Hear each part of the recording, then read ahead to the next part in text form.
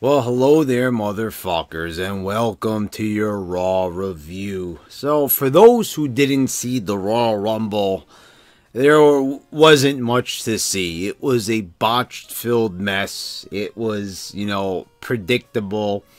They gave into the smarks. It was Seth Rollins, Becky Lynch, cringy Lynch. It was a really hard show to watch. It really was. There was just so much to dislike and not get excited about it. There were almost no legends on the show, which the Royal Rumble is known for surprises. We got no surprises. We got Jeff Jarrett, but that surprise was like gone right out of the gate. And the Women's Royal Rumble was everything I imagined that 2018's edition was going to be. And I actually really liked last year's Women's Royal Rumble. I thought it was really well done.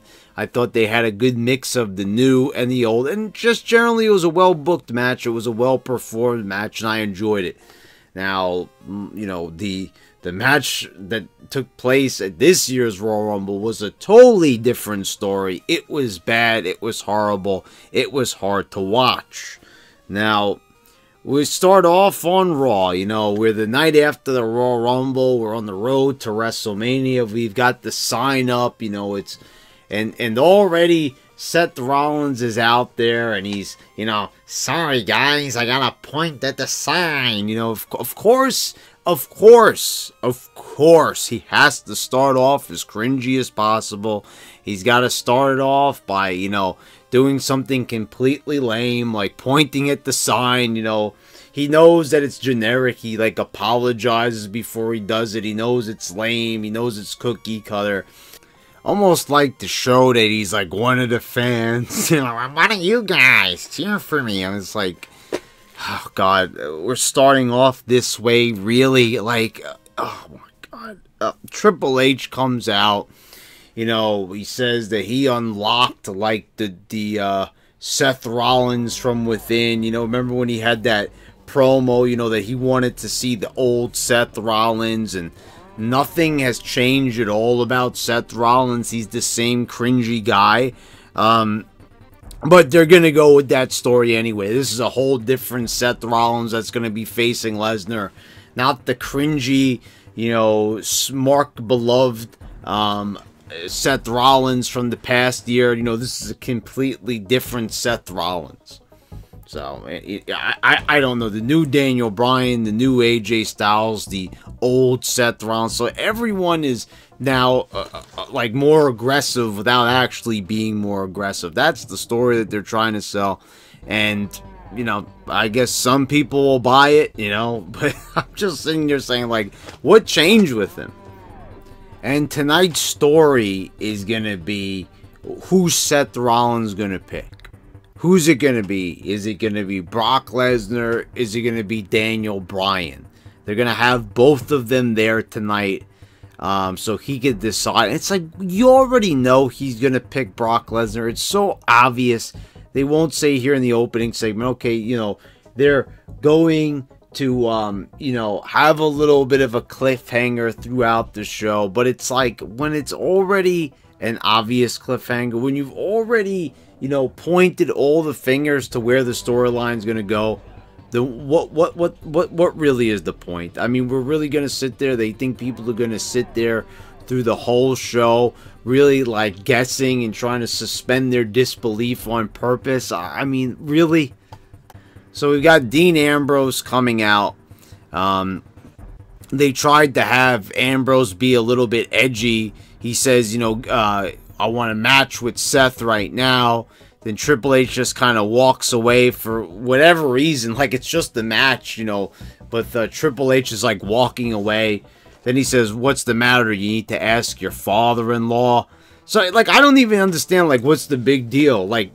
The match is such a controversial thing that he's not gonna give it to Dean. It's just a fucking match. They make them all the time on this show. Even the wrestlers make the matches. They don't even need the authority figures half the time.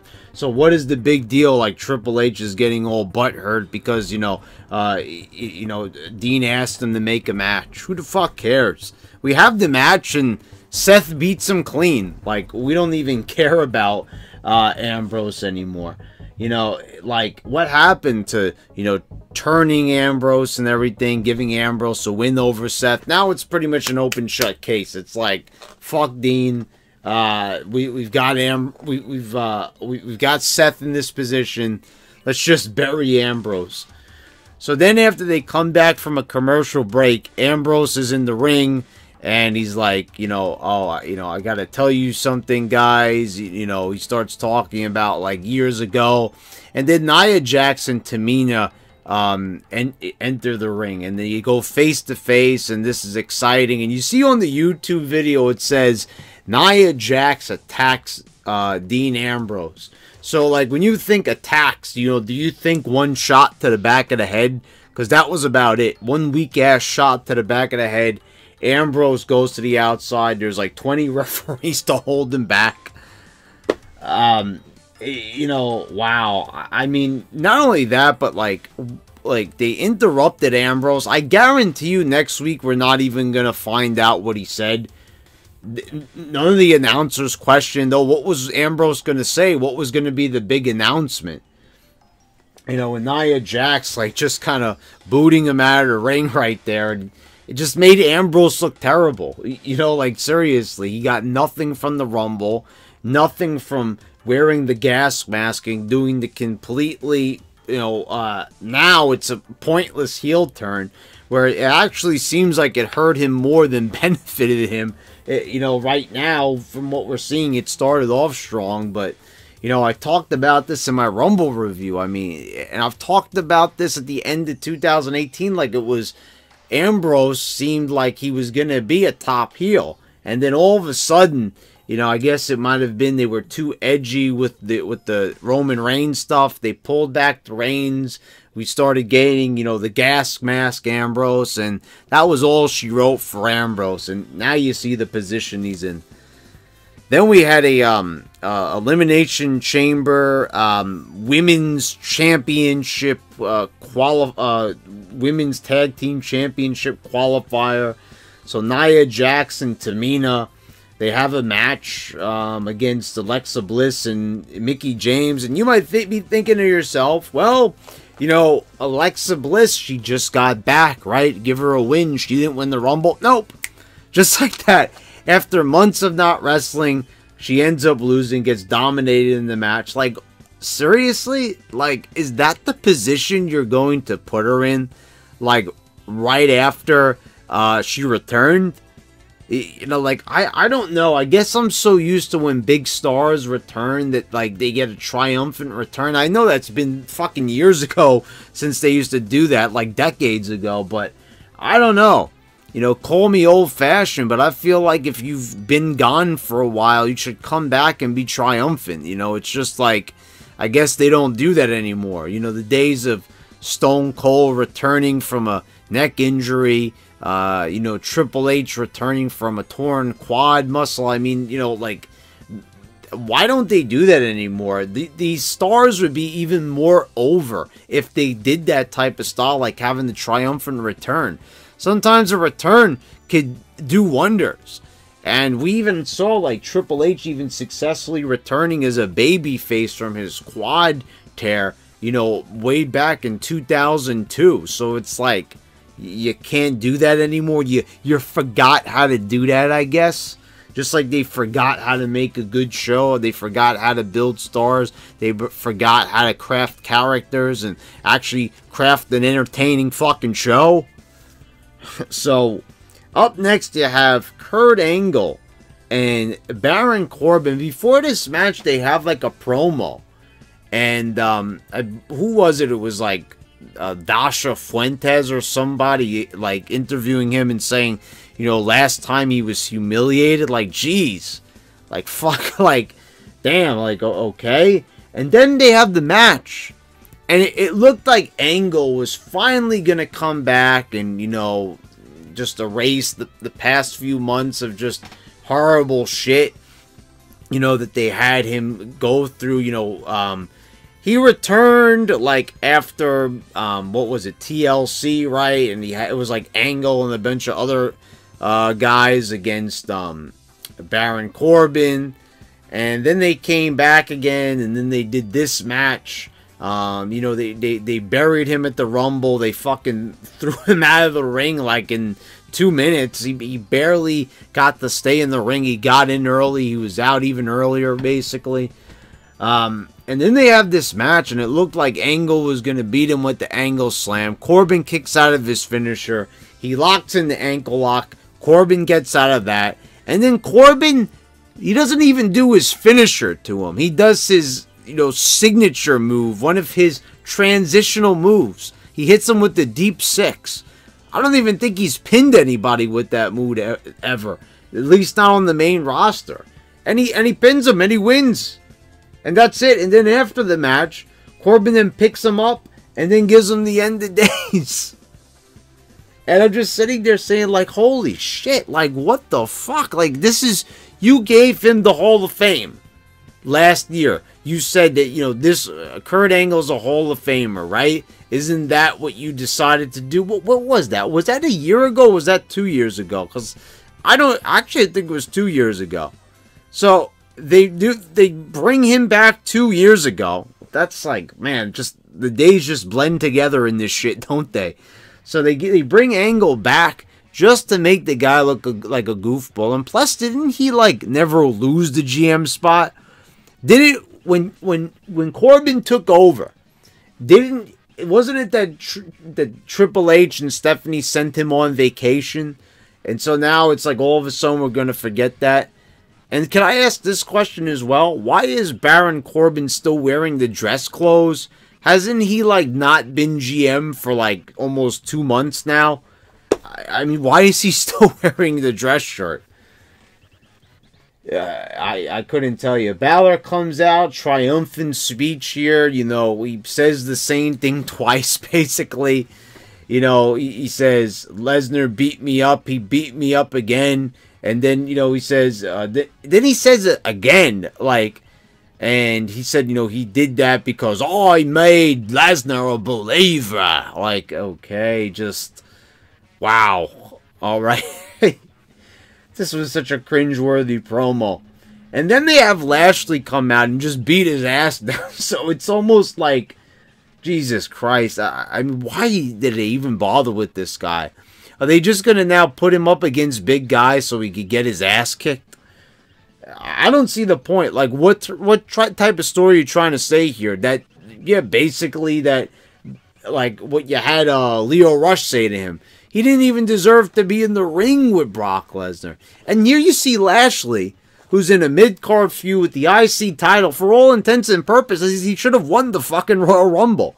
Give me a good reason why he couldn't have won it. Couldn't have went on to main event against Lesnar. What would have been wrong with that, seeing two big behemoths go at it? I think that for a lot of people, it would be a dream match, right? So why are we not getting that? Why are we getting, you know, the Seth Rollins-Brock Lesnar match? And, you know, we're not getting like a match that would truly be unique, truly be good. You know, we've already seen Lesnar and Rollins. We already saw that shit like years ago during Rollins' first title run. I know people are going to say this is a different story they're trying to tell, but fuck it. As far as I'm concerned, we've already fucking seen it. The Revival defeated Hawkins and Ryder. So they bring these guys back as a team. You know, Zack Ryder hadn't been there all year. He finally gets like one match, like on the last episode of Raw of 2018. They have him run to Hawkins' rescue last week, and then they lose the match. And some people are saying on their YouTube page, "Oh, this is what happens," you know, because the Revival threatened to leave WWE. You know, they asked for their release, and now they're going to give him a push. Do you guys really think that the Revival even fucking matters to WWE? I mean, do they really sit there and honestly think that the Revival is going to make them a fucking dime? That whether they make them tag champs or not, it's going to really fucking matter? If they did, they would have done it already. You know, instead you've got Bobby Roode and Chad Gable, who are like, what was the deal last night? Like, I don't even know. I don't even bother really to find out. Why was why was Razor and one of the Revival members, why were they wrestling together? Like, I was like, what? Like, what was the purpose of that? Like, one guy, the other partners couldn't make it into the match. Were they trying to be cute there? I don't know. I don't even fucking care.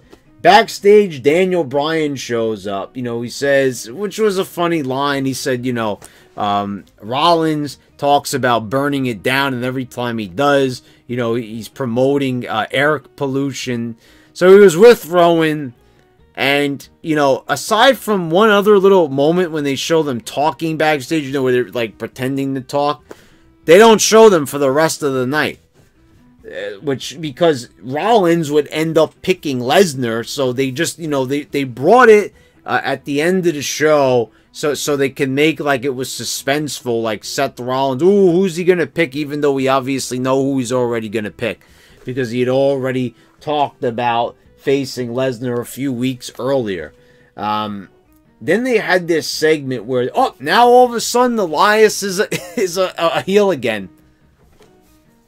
Like, honestly, like, is this what we're really doing here? Like, okay, heel, face, heel, just because, I don't know. I guess maybe they're trying to pedal off of what he did to Jeff Jarrett. Maybe they saw the response that Jarrett got, and they were like, oh, we better turn him heel. Okay, so, then Elias cuts a promo that, the crowd really let him down, that he was giving the crowd a chance. I'm like, okay, alright, he was giving them a chance about what exactly? Then Jarrett comes out, and then Road Dogg fucking comes out, and Road Dogg looks fucking awful.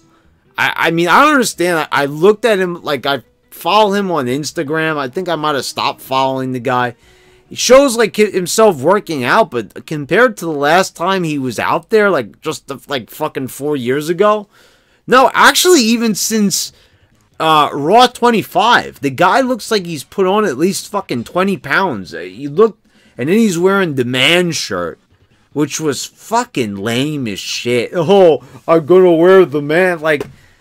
This is the guy who does, like, terrible fucking writing, like, every single week on SmackDown. So, and everyone's fucking cheering for him. I'm not saying, be disrespectful and boo the guy, but, they're singing With My Baby Tonight. It was super lame. They have Renee Young getting up, dancing with them. And just, like, why are we even doing this shit? Like, why are we doing something from fucking 1995? Like, are you fucking serious? I get the nostalgia, but isn't there, like, a more effective way that you could use Jeff Jarrett? This is 2019. Honestly, after the whole evolution, and people want to knock WCW, but at least when Jarrett was in WCW, the guy was super over. He was a cool character. He looked like he belonged. And for some reason here, they're reverting him back to the other way. After everything they did with him during the Attitude Era, they're reverting him back to country music star Jeff Jarrett. So I don't understand, It also would have been cool if they had Tennessee Lee around to at least do the, the J-A-R-R-E-T-T shtick, but like... Anyway, Elias pummels them both with the guitar, and that's about it. Like, Jarrett got in a few good shots, but, like, I don't know. I mean, a match between them at Mania would be kind of cool. They're kind of building this up a little bit early, though, so I don't even know. Are they just going to do, like, a throwaway Elimination Chamber? I'm just saying, like, at this stage in the game, like, Elias should be, like, vying for the world title, not having some type of... feud with Jeff, like a novelty feud with Jeff Jarrett, just because, like, so fucking random. They should have, like, got this out of the way at, like, Raw 25 or something, have a little shtick with the, I mean, and I actually think I remembered this. I said in my Royal Rumble, review, I says, maybe it was that Jarrett was, they decided to induct them into the Hall of Fame, after Raw 25. No, I actually think it was before. Because I remember people saying, and I remember even Russo saying that, you know, they should have had a segment with Elias and Jarrett. But they didn't end up doing that. Anyway, so, you know, this segment, like I'll say, we already saw Jarrett last night. It's good to see Jarrett on TV again, but this could have been so much better. Instead of making it all about singing and shit like that and some nostalgic act. Like, isn't it funny, like, stuff that we don't even consider to be, like, good when we look back on it? Like, With My Baby Tonight, the roadie. The roadie is, like, what we call a failed gimmick. Most people would say it's a failed gimmick. You look at, like, Wrestle Crap, it's on all the list of, like, being the worst gimmicks. And he comes out as the roadie. Not like his road dog. He did the "oh, you didn't know," but he was the roadie here. And, like, why would we want to even remember that character? During the Attitude Era, Russo and Ed Ferrara and McMahon, they all worked really hard to try to erase that image with the New Age Outlaws and DX. And here they are. Here they are 20 years later, fucking bringing the roadie back. Like, are you fucking serious? Like, after they did everything in their power to try to, like, bring Road Dogg, you know, for the time into relevancy. Isn't it funny that, like, 1999, 1998 was more, like, timely than the fucking current era? Something from 20 years ago. It is actually, you know, would be more relatable than today. Are you, like, kidding me? I mean, something is... I mean, you know, what am I going to say here? There's something is very wrong about this show. Like, I haven't said that fucking 20, 30, 40, 50, 90 fucking times in a goddamn row. I mean, honestly, are we really sitting here saying this? Like, in this day and age, are we really, like, going to just, you know, we have to admit it already. This show is dated. This show is lame. I mean, my God. Anyway, guys, Mojo Rawley is backstage, and Mojo's getting another push. I said that the guy had potential, I did, but they're having him sit backstage looking into a mirror. They don't know who I really am. I mean, the delivery was good and everything like that, but, like, they tried this a year ago. And by the way, who was the guy involved in the feud with Mojo Rawley? It was Bobby Roode. Where was he tonight? Nowhere to be found. Are they not sick yet of fucking everybody? What happened to a fresh start, huh? Where's the fresh start? Do you see the fresh start? I'm still looking. I haven't found it. Let me know when you guys find that fresh start. Because I'd really love to know where it is. Because I think it's lost. You know, I should put up a wanted poster of where this fresh start is. Because I don't know. It's only been a few weeks and I'm already, you know, seeing basically the same place where we were at before the fresh start. Then they had the Riot Squad defeating Natalya and Dana Brooke for the qualifier for the women's the women's tag team championship belts. So this is where we're at basically. We're making up random teams like, okay, we need a team. Put Natalya and Dana Brooke together. Okay? Like, you know, it's just like, why are we even having these belts if we don't even have enough teams to go around? I mean, are we honestly doing this? Like, are we honestly still going to go through with these tag belts, even though we honestly know we don't have a roster that can compensate for having another set of fucking titles? Then we have an open challenge with Ronda Rousey. How many open challenges are we really going to have? Like, why don't we just admit there's no storylines, there's no plan, there's no nothing. So, open challenge time. You know, Rousey already knows that Becky Lynch is going to pick her. You know, she already says it in the promo. Then you have the match between Bayley and Rousey. Rousey obviously wins it. Like, honestly, are we really sitting here watching this open challenge and believing in our heart of hearts that Rousey isn't going to beat Bayley? That somehow this goofball Bayley is going to somehow beat this multiple-time UFC champ? Like, is that really the idea we're being sold on here? And that we're actually, like, supposed to believe that? We're supposed to say, oh, wow, Bayley actually has a chance. That's not going to happen. So why are we even having it? Then Becky Lynch comes out, and as far as I'm concerned, they just had like Rousey roast her ass here. A host, you know, there was a chorus of boos from all the fucking nerds in the audience. The man! The man! Oh, God.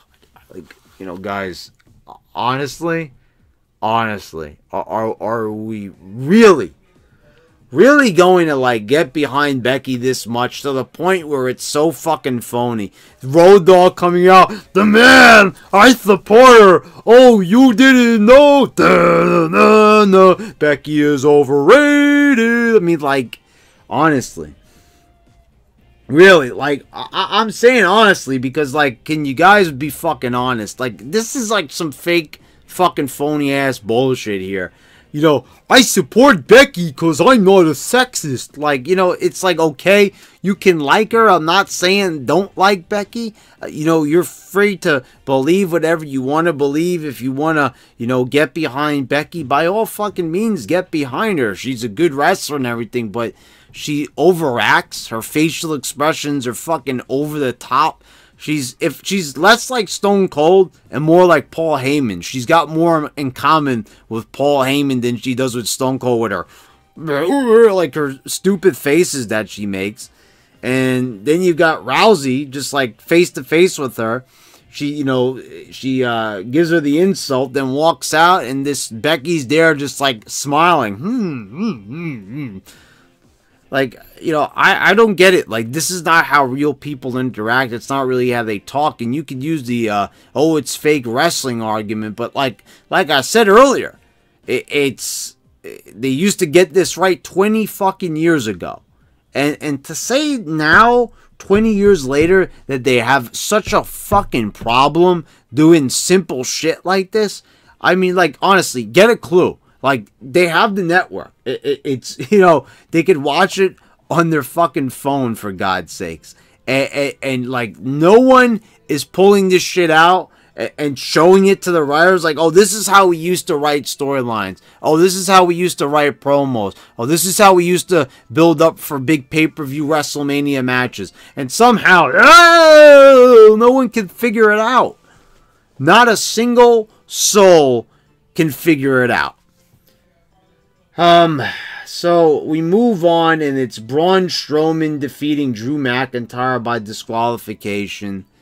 And, like, I already knew they're booking these two together. This is basically like the WrestleMania guys that never were. Like, I just shudder to think of what is going to happen to these guys at Mania. Like, you know, first of all, you already see the position that Elias is in. Is Braun Strowman going to end up in a similar situation like he did last year, where they built this guy up as a huge monster? He looked like he could take the title at any moment, and then he was tag teaming with a fucking referee's son. I mean, when Mania time came around. I mean, honestly, I put it in my top 10 cringiest moments of 2018, and it greatly deserved that distinct dishonor, I guess you could say. I mean, honestly, like, it's just you watch these guys and you see, like, these are two of the few guys that look like stars on this roster. We're out there and we see Balor, like, you know, being put in the spot. Like, you could see, like, more spotlight is on him. Then Corbin interferes, and then they both beat up on Strowman. And seeing Strowman get double chokeslammed onto the steel steps. Like, can they, for once, like, not make, like, one of these monsters look super vulnerable? Like, you have, like, Dolph Ziggler super kicking Drew McIntyre out of the Rumble after he decimated him in a fucking steel cage. I mean, could they stay consistent? Is anybody allowed to look dominant on this fucking roster without, like, somebody being compromised? You know, if they're a monster, let them be a fucking monster. Instead, you know, it's like, oh, you know, we gotta do the Even Stevens booking again. And then we wrap everything up with Lesnar in the ring with Paul Heyman. It's the same shtick as always. The beast, this and that. Seth Rollins, you should pick Daniel Bryan. And, Seth comes out. He starts getting into a fight with Lesnar. Lesnar ends up F5ing him 6 times. And, are we honestly, supposed to sit here and say that, honestly, Lesnar did more work last night than Seth Rollins did in the Rumble. So you can't even tell that story that, Rollins was injured from a huge performance in the Rumble. He went through a fucking announce table. He laid there for 30 minutes, and then he got back up, and then he did, the last 10 minutes. So impressive. He took a fucking nap for most of the match. Congratulations on the most impressive nap during the Royal Rumble, Seth. Breathtaking. So, I mean, that's not his fault, obviously. This shit's fake. It's, they told him to do that. They told him to lay down and take a nap during the match and sell for the Lashley move through the table at the Rumble. But, you're honestly going to have him come out there and have Lesnar just fucking destroy his ass. F5 him 6 times. And then try to sell us that on the fact that, this guy is a competent challenger to Brock Lesnar of all people. I'm sorry, but, I'm not buying it. You want us to sit there like a bunch of fucking Nimrods at Mania. Go, Seth, go! And he probably will beat him, and they will use the lame excuse. It's in the honor of Roman. That's honestly what the story's going to be there. I mean, it's a nice thing and everything like that, but, man, and... Oh, before I forget, can I just say, one simple thing here? I rarely talk about this, but they were in Arizona, and it was the home of Make-A-Witch. And I normally don't say anything too much about their, charity stuff. Leave them alone, let them do their charity and stuff. Some of it's nice. I'm sure when Seth Rollins was there, I never heard anything about him being a jerk. I'm sure he was legitimate. The things that I say about Seth, I don't like him as a wrestler, but I'm sure he's a nice person. He seems like he enjoys being there. But, seeing Sasha Banks there and the way she's fucking treated people, and, the way how she, didn't want to take any responsibility for what she did to Paige, and then seeing her, deal with this kid and everything and try to come off as, heartwarming and likable, it wasn't doing it for me. And then Stephanie's got the kid in the fucking chokehold. She's like, ugh! I swear to God, can Stephanie McMahon for 2 seconds, can she look like legit?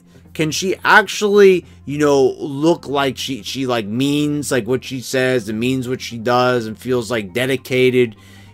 Can she honestly give off a feel where she's not phony? Can she ever come across as a real person and not completely synthetic, some type of cyborg? She just seems like a fucking robot. You saw that smile that she had when she was holding the kid?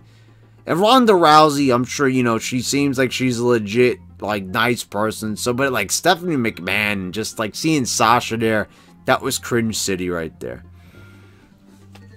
And speaking of Sasha, she was nowhere to be found on this fucking show. We hear that she's going to have a qualifying match with Bayley next week, so they could go on to, for the tag titles, which they will probably obviously win. And this show, I mean, honestly, it's we all knew that the show was going to end with Seth picking Brock. I mean, honestly, if you had been watching this show any time recently, you would have obviously fucking guessed that. You could have probably guessed this main event a fucking year ago like I did. I mean, it really was pretty obvious. I'm not patting myself on the back. There's no big accomplishment for predicting wrestling matches. But you obviously knew that Seth was going to win this one because it was just, it was just written in the clouds. It was written in the fucking stars. It was written on the fucking wall, basically. So there you go, folks. That's your Raw. That's why the fuck am I even watching? It's I don't even enjoy this fucking show. This strictly, what I do now is for the subs. It really is. It's for you guys. So why not, you know, show your appreciation for my suffering and hit a thumbs up. And subscribe if you haven't already. If you're new to the channel, subscribe as well. To check out the new content that's always coming onto this channel. You know, wrestling reviews, game reviews. You know, we talk about a number of topics and entertainment. What's going on in the world around us. So click the bell so you never miss one of my videos. And check out some of the other content I have posted here. And thank you for watching, guys. Until next time.